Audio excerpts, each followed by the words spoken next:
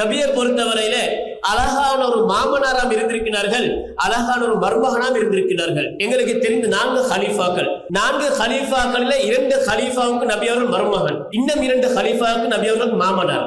ஆரம்பத்தில் இஸ்லாத்துக்கு வந்து 2 ஹலீஃபாக்கள் அபூபக்கர், உமர் ரலியல்லாஹு அன்ஹுமா. இந்த 2 பேருக்கும் நபி அவர்கள் மருமகன். என்ன, அபூபக்கருடைய மகள் ஆயிஷாவை திருமணம் முடித்திருந்தார். அப்ப நபி அவர்களுடைய மாமனார் தான் அபூபக்கர் அவர்கள். உமர் அலியுடைய மகள் ஹப்ஸா அவர்களை திருமணம் முடித்திருந்தார்கள். நபியுடைய மாமனார் தான் உமர் அலி அவர்கள். அதே போல் நபியுடைய 2 மகள்மார்கள், 3 மகள்மார்களை 2 பேர் திருமணம் முடித்திருந்தார்கள். ஆரம்பத்தில் ருக்கையா ரலியல்லாஹு நபியுடைய மகள் ருக்கையாவை உஸ்மான் திருமணம் முடித்திருந்தார்கள். அதனால் 3ஆம் ஹலீஃபா உஸ்மான் நபியுடைய மருமகன். அதே போன்றுதான் நபியுடைய இன்னொரு மகள், அதாவது உம்மு குல்சும் ரலியல்லாஹு அன்ஹா, அவர்களை ருக்கையாவுடைய மரணத்துக்கு பின்னால் அதே உஸ்மான் உம்மு குல்சுமை திருமணம் முடித்தார். அதன் மூலமாக நபியுடைய மருமகனாகி விடுகின்றார். நபியுடைய கடைசி மகள் ஃபாத்திமா ரலியல்லாஹு அன்ஹா அவர்களை அலி அவர்கள் திருமணம் முடிக்கிறார்கள்.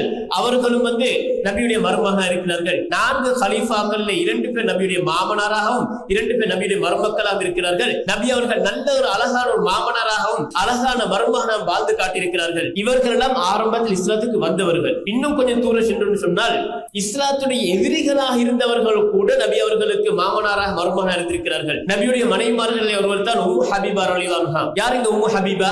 இஸ்லாத்துடைய மிகப்பெரிய எதிரியாக இருந்து எத்தனையோ படைகளுக்கு தலைமை தாங்கி வந்த அபூ சுஃபியானுடைய மகள் உம்மு ஹபீபா ரலியல்லாஹு அன்ஹா. அபூ சுஃபியான் இஸ்லாத்துக்கு வருவதற்கு முன்னாலேயே நபியார் உம்மு ஹபீபாவை திருமணம் செய்து விட்டார்கள். அந்த செய்தி அபூ சுஃபியான் கேள்விப்படுகின்றது. அங்கே அவர்கள் கோபிக்கவில்லை. நபியுடைய பண்பாடுகளை பற்றி தெரியும். நபி வந்து ஒரு ஜெனுவினான, ஒரு டீசென்டான ஒருவர் அவர். எனவே எந்த ஒரு காரணத்திலையும் எந்த ஒரு பெண்ணையும் துன்புறுத்தாதவர், மனைமார்களை துன்புறுத்தாதவர் என்று சொல்லி ஒரு வார்த்தை சொன்னார். தாலிகல் ஃபஹல் லா யுக்தஹு அன்ஃபுஹு. அதாவது அவர் ஒரு ஆம்பளை, அவர் ஒரு ஆண் மகன் அவர். எனவே அவருடைய வந்து அவர் கௌரவமானவர், என்னுடைய மகனுக்கு பொருத்தமானவர் தான் சொல்லி அவர் சிறுக்கு வைக்க இஸ்லாத்துக்கு வரதுக்கு முன்னாலேயே நபி அவர்கள் தன்னுடைய மகனை திருமணம் முடித்து செய்த கேள்விப்பட்டுடனே ஒரு வார்த்தை பயன்படுத்தினார். எனவே அபூ சுஃபியான் பிற்காலத்தில் இஸ்லாத்துக்கு வருகின்றார்கள். ஆனால் அவருடைய மகள் நபியுடைய கையில தான் இருந்தார்கள். அதனை அவர்கள் திருப்தியுடன் ஏற்றுக்கொண்டிருந்தார்கள். அந்த அளவுக்கு நபியுடைய பண்பாடுகளை பற்றி தெரிஞ்சு வைத்தவர். அதே போன்றுதான் மறுபக்கத்திலே நபியுடைய மூத்த மகள் ஜைனப் ரலியல்லாஹு அன்ஹா, அவர்களுடைய கணவர் அபுல் ஆஸ் பின் ரபி அவர்கள் நபியுடைய மருமகன். ஆனால் ஆரம்பத்திலிருந்து இஸ்லாத்துக்கு வரவில்லை. எந்த அளவுக்கு என்றால் நபியுடைய மருமகனா இருந்து கொண்டு பத்ர் யுத்தத்துல காஃபிர்களுடன் சேர்ந்து மாமனாருக்கு எதிராக சண்டை பிடிக்க வராரு. பத்ர் யுத்தத்துல குறைஷி காஃபிர்களுடன் சேர்ந்து அபூஜஹலுடைய படையில, அதாவது நபியுடைய மருமகன் அபுல் ஆஸ் பின் ரபி தன்னுடைய சொந்த மகளை திருமணம் முடித்த மருமகன் அங்கே யுத்தத்துக்கு வருகின்றார். சிறை கைதியாக பிடிக்கப்படுகின்றார். சிறை கைதியா பிடிக்கப்படுகின்றார். பிடிக்கப்பட்டால் இப்ப சிறை கைதியை விடுவிக்க வேண்டும். அவர்களுக்கு விருப்ப சில தெரிவுகளை கொடுத்தார்கள். ஏதாவது ஒன்றை செய்து உங்களை விடுவித்துக் கொள்ளலாம் என்று சொல்லி, அதுல ஒன்றுதான் பணமாக ஏதாவது ஒன்றை செலுத்திவிட்டு விடுவித்துக் கொள்ளலாம். அவர்களுக்கு கொடுப்பதற்கு எந்த ஒன்றும் இல்லை. அவருடைய நபியுடைய மகள் ஜைனப் ரலியல்லாஹு அன்ஹா என்ன செய்கிறார்கள்?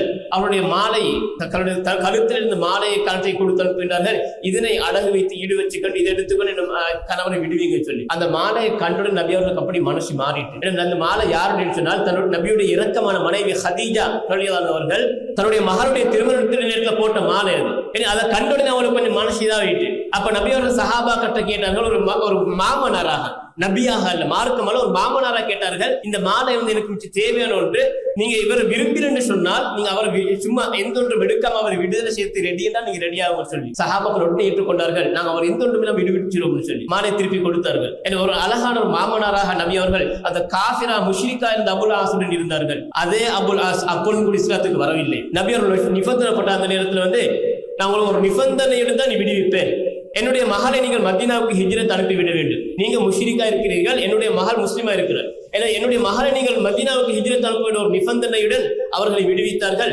அந்த நிபந்தனையும் அவர் நல்லவர்களை பேணி நடந்து கொண்டார். தோளுடனே துரோகம் செய்யவில்லை. உடனடியாக மகளை மதீனாவுக்கு பாதுகாப்பு அனுப்பி வைத்து விட்டார்கள். தனியா பிரிஞ்சுதான் வாழ்கின்றார்கள். ஹிஜ்ரி 7ஆம் ஆண்டு அல்லது 8ஆம் ஆண்டு நினைக்கின்றேன். அப்பொழுதுதான் மீண்டும் அதே அபுல் ஆஸ் பின் ரபி இரண்டாவது தடவையாக கைது செய்யப்படுகிறார் ஒரு வியாபார போஸ்டோடு சேர்த்து. அந்த நேரத்தில் அவர்கள் வந்து அந்த நேரத்தில் நபியுடைய மகள் ஜைனப் நாயகி வந்து பாதுகாப்பு கொடுக்கின்றார்கள். நபி அவர்கள் சொன்னார்கள், உங்களுக்கு தாராளமாக அவளோடு சேர்ந்து அதாவது பேசலாம், எல்லாம் செய்யலாம், ஆனா அவள் முஷ்ரிக். எனவே நீங்கள் குடும்ப வாழ்க்கை நடத்தக்கூடாது. மற்றபடி அவளோட பேசலாம், எல்லாம் செய்யலாம் என்று அனுமதித்தார்கள். ஆனால் அந்த நேரத்தில் நபியுடைய பெருந்தன்மையை பார்த்துவிட்டு அவர்களை கூட இஸ்லாத்துக்கு வரல. ஏன்னா குறைஷி காஃபிருடைய அமானிய பொருட்கள் இருக்கின்றன, எல்லாத்தையும் மக்கா கொண்டு போய் ஒப்படைத்து விட்டு உடனடியாக மக்காவில் பகிரங்கமாக அறிவிக்கின்றார், நான் இஸ்லாத்துக்கு வந்து விட்டேன் என்பதை சொல்லிவிட்டு மதீனாவுக்கு வந்து சேருகின்றார். அன்புக்குரிய சகோதரர்களே, அப்ப நபி அவர்கள் அந்த ஒரு மாமனார் முஷ்ரிக்காக இருக்கக்கூடிய தன்னுடைய மருமகனுடன் அழகானவர் நடந்து கொண்டார்கள். மருமகனும் மாமனார் இடத்துக்காக வேண்டி அவரை கொடுமைப்படுத்தாமல் டீசென்டாக நாகரிகமா நடந்து கொண்டார்கள். ஏன்? அழகிய ஒரு மாமனார். அப்ப இரண்டு சைட்லயும் எங்களுக்கு பாருங்க, நபியுடைய வாழ்க்கையில வந்து